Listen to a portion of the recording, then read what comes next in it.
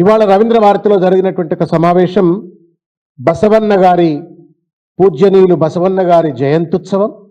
అదే సందర్భంగా 10వ తరగతి పరీక్షా ఫలితాలను ప్రకటించినటువంటి ఒక వైనం. వాస్తవానికి పరీక్షా ఫలితాలు ప్రకటించడం అనేటువంటిది ఆలస్యం కాకూడదు.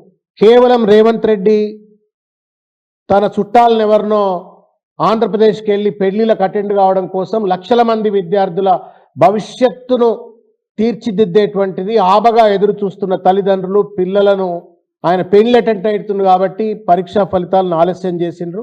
అది జయంత్యుత్సవంలో భాగంగా డిక్లేర్ చేసిండ్రు. గతంలో కూడా ఈసారి ఇట్లే చేసిండు ఆయన రాజు అయినట్టుగా. These are all customs and traditions. When you declare a time, ఆ టైంకు కుండపోత పడ్డా తుఫాన్ పడ్డా పరీక్షా ఫలితాలు డిక్లేర్ చేయాలి. ఎందుకంటే ఆ క్షణం ఆ ఫలితాలు ఎట్లుంటాయి అని చెప్పని లక్షల మంది పిల్లలు వాళ్ళ తల్లిదండ్రులు అంతా ఎదురు చూస్తారు. కానీ రేవంత్ రెడ్డి పెళ్లికి అటెండ్ అవుతున్నాను, రేవంత్ రెడ్డి ఇంట్లో తయారవుతున్నాను అని చెప్పని ఇంటర్మీడియట్ ఫలితాలు ఎట్లే పోస్ట్పోన్ చేసిండ్రు. మళ్ళీ ఇవాళ 10th ఫలితాలు కూడా రీషెడ్యూల్ చేసిండ్రు. ఏది ఏమైనప్పుడు కూడా ఫలితాలు డిక్లేర్ చేసిండ్రు. మీరు కనుక మొత్తం ప్రసంగం చూడండి దయచేసి. నేనేదో అక్కస్తో మాట్లాడతలా. నేను ఆ మీటింగ్లో కేసీఆర్ గారి గురించి అడ్డందిడ్డంగా మాట్లాడిండు అంటే ఏం మాట్లాడింటాడో ఇందామని చెప్పని ఇప్పుడు నేను ఆలేరుకెళ్ళి వచ్చుకుంటే మొత్తం మీటింగ్ అంతా 1-2 సార్లు విన్నా. ఎక్కడన్నా పిల్లలను ఉద్బోధించే విధంగా మోటివేట్ చేసే విధంగా మాట్లాడుంటాడా చూద్దాము. ఇది ఒక అద్భుతమైనటువంటి సంఘటన. 10వ తరగతి ఫలితాల ప్రకటన ఒక 10వ తరగతి విద్యార్థికి వాడి జీవితంలో ఒక మహోన్నతమైనటువంటి ఒక ఆపర్చునిటీ, ఒక కాంటెక్స్ట్. అది వాళ్ళ తల్లిదండ్రులకు ఒక గొప్ప కాంటెక్స్ట్.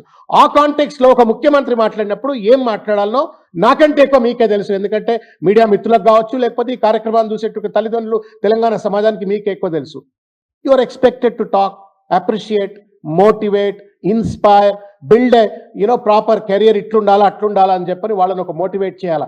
వాళ్ళని మోటివేట్ చేసేటువంటి ఒక పక్కన పెట్టేసి వాళ్ళని ఇన్స్టిగేట్ చేసే విధంగా మొత్తం చిల్లర రాజకీయాలు మాట్లాడి తన చిల్లరతనాన్ని రేవంత్ రెడ్డి మరొక్కసారి బయట పెట్టుకున్నాడు.